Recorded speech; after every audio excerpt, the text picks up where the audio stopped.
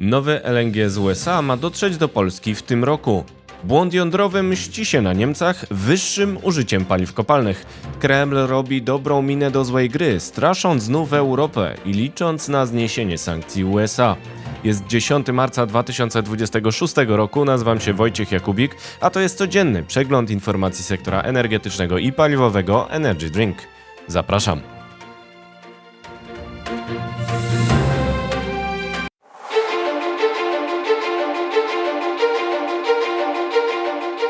Partnerem kanału Energy Drink jest Orlen. Zaczynamy jak zawsze od informacji dnia. Rosja straszy kryzysem energetycznym w Europie, bo boi się własnego. Viktor Orbán prosi Komisję Europejską o zniesienie sankcji energetycznych wobec Rosji. Jednak byłoby to rzucenie reżimowi na Kremlu koła ratunkowego akurat wtedy, gdy traci Europę i będzie mu ją trudno odzyskać. Wojna w Iranie stała się pretekstem do apeli sił prorosyjskich w Europie o zniesienie sankcji na dostawy surowców rosyjskich. Jednak to właśnie te sankcje ograniczają Kreml, co widać już w wynikach gospodarczych, dając Ukrainie szansę na obronę. Unia powinna natychmiast znieść zakaz importu rosyjskiej ropy i gazu w obliczu eskalacji wojny na Bliskim Wschodzie i zamknięcia cieśniny Ormus. Znacząca część światowych dostaw energii jest obecnie zagrożona, przekonywał minister spraw zagranicznych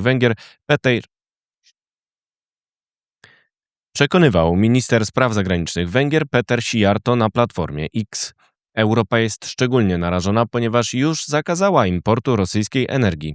Teraz konflikt na Bliskim Wschodzie ogranicza również globalne dostawy. Kiedy podaż maleje, ceny rosną. Europa stoi zatem w obliczu ryzyka drastycznego wzrostu cen, stwierdził. Jeśli Bruksela utrzyma sankcje, wyrządzi w ten sposób poważną szkodę Europejczykom i europejskiej gospodarce. Należy skupić się na ochronie interesów Europejczyków, a nie ideologii, podsumował węgierski minister. Premier Węgier Viktor Orbán napisał list do Komisji Europejskiej, w którym wzywa do zniesienia sankcji wobec Rosji. Jednakże Europa nie jest już zależna od dostaw rosyjskich. Warto przypomnieć, że ropa rosyjska dociera już tylko do klientów na Węgrzech i Słowacji za zwolnieniem spod sankcji na ropociąg Przyjaźń.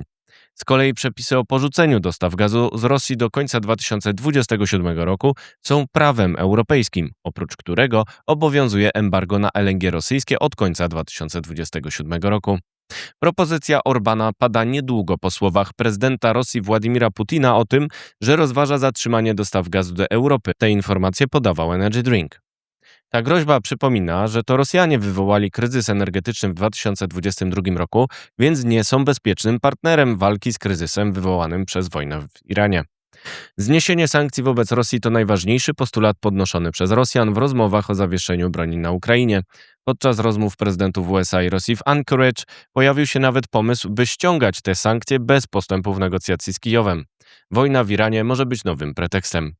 Jednakże o ile kryzys paliwowy w Europie to wizja roztaczana przez zwolenników powrotu do surowców rosyjskich, to Rosja ma swój własny, faktyczny kryzys, wynikający głównie z sankcji zachodnich i spadku cen węglowodorów. Zniesienie sankcji dałoby oddech Kremlowi, podobnie jak obecny wzrost cen węglowodorów w związku z wojną w Iranie. Jeśli europejskie firmy i europejscy nabywcy nagle zdecydują się na zmianę orientacji i zaoferują nam długoterminową, zrównoważoną współpracę, wolną od nacisków politycznych, to śmiało, nigdy nie odmawialiśmy, mówił prezydent Rosji Władimir Putin na transmitowanym posiedzeniu rządu. Wcześniej jednak groził przerwą dostaw, o czym informował podcast Energy Drink. Putin sugerował możliwość przekierowania eksportu z Europy do odbiorców w Azji w celu rozwoju eksportu na tamtejsze rynki. Robi to od 2022 roku, nie będąc w stanie zrekompensować strat.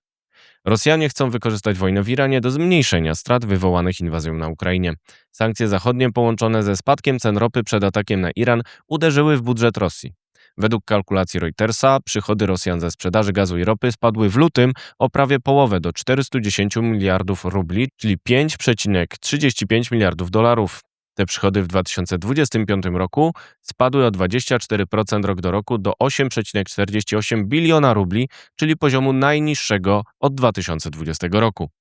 Podwyżka cen ropy Brent do około $100 wskutek ataku USA i Izraela na Iran podniesie przychody ze sprzedaży baryłki, ale nie oznacza odzyskania utraconych wolumenów. Eksport ropy z Rosji do Europy spadł ze 175 milionów ton przed inwazją na Ukrainie do 25 milionów zanotowanych w 2025 roku. Sprzedaż za granicę ogółem spadła z 260 milionów ton w 2022 roku do 238 milionów ton w 2025 roku. Zmieniła się też struktura dostaw. W 2021 roku 44% dostaw trafiało do Unii Europejskiej, a 32% do Chin oraz Indii. W 2025 roku udział Chin oraz Indii sięgał 80%, a Unii tylko 6%.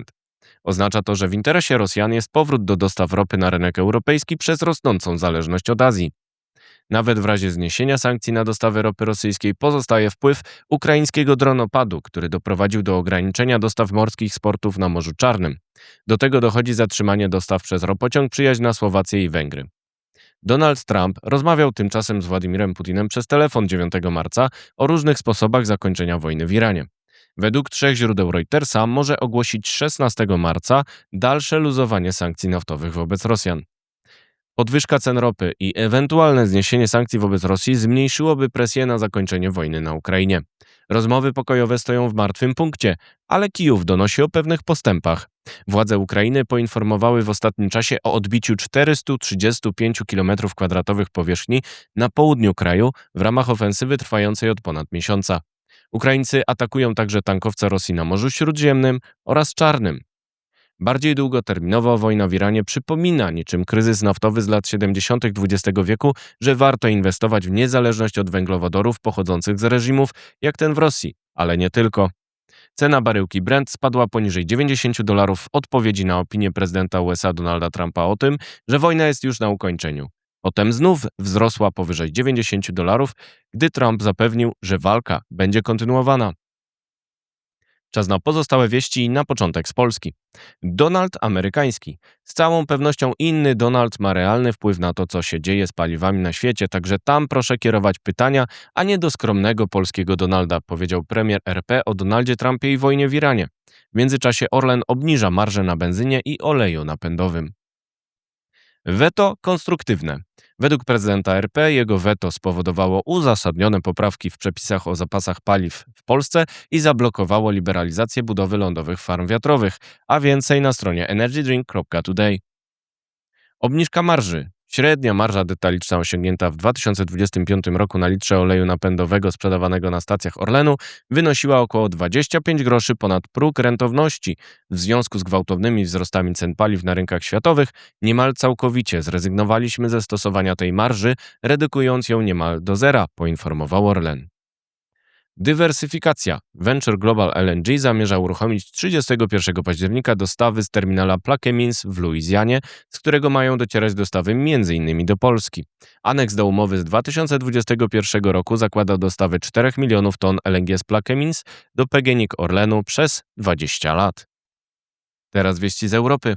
Błąd jądrowy. Najnowsza analiza banku JP Morgan wskazuje, że rezygnacja z atomu w Niemczech nie doprowadziła do szybszej dekarbonizacji, lecz w praktyce zwiększyła rolę paliw kopalnych w energetyce Niemiec, a więcej na stronie energydrink.today. Przezorny, zawsze ubezpieczony. Gaz na giełdzie TTF w Europie ustabilizował cenę około 55 euro za megawattogodzinę pomimo dalszego wzrostu cen ropy przez kryzys w Iranie. Europa ma zapasy i zdywersyfikowane źródła dostaw spoza Rosji. Rekalibracja ETS. Podcast Energy Drink dotarł do notatki Rady Europejskiej opisującej, jak kraje Unii Europejskiej chcą walczyć z wysokimi cenami energii dla przemysłu. Sposób to m.in. stabilizacja systemu handlu uprawnieniami EU ETS, mająca chronić przed skokiem cen, obniżka kosztu energii i zwiększenie finansowania innowacji z ETS-u, a więcej na stronie energydrink.today. Lobbying metanowy. Koncerny naftowo-gazowe apelują do Unii o wstrzymanie wdrożenia przepisów ograniczających emisję metanu planowanych na 2027 rok. Branża ostrzega, że nawet 43% importu gazu i 87% importu ropy do Unii może nie spełniać nowych standardów. Redukcja emisji metanu miała promować transformację sektora. Jeszcze wieści ze świata. Groźba naftowa.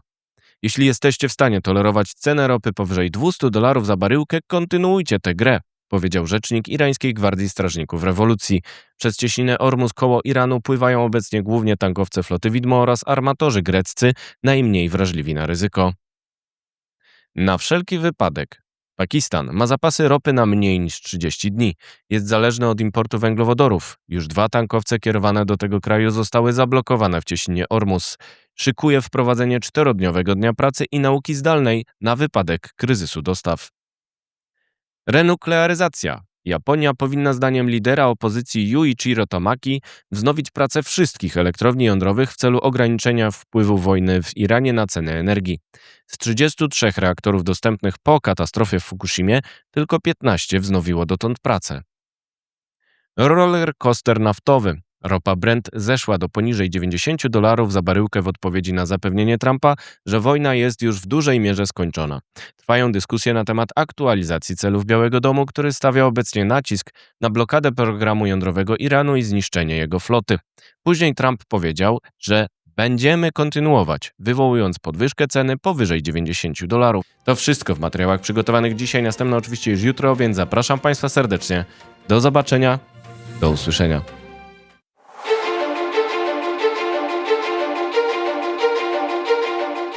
Partnerem kanału Energy Drink jest Orlen.